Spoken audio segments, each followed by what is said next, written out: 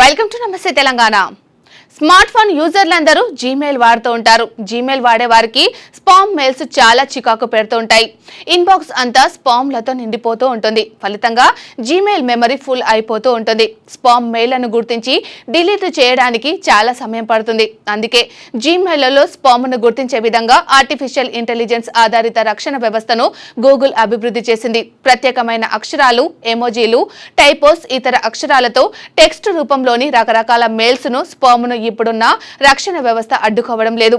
ఈ నేపథ్యంలో దీనిని అప్గ్రేడ్ చేస్తూ RETVEC అనే AI ఆధారిత మోడల్ ను గూగుల్ అప్డేట్ చేసింది. స్పామ్ మెయిల్స్ ను వర్గీకరించే విధంగా RETVEC రక్షణ వ్యవస్థను తీసుకొస్తున్నది.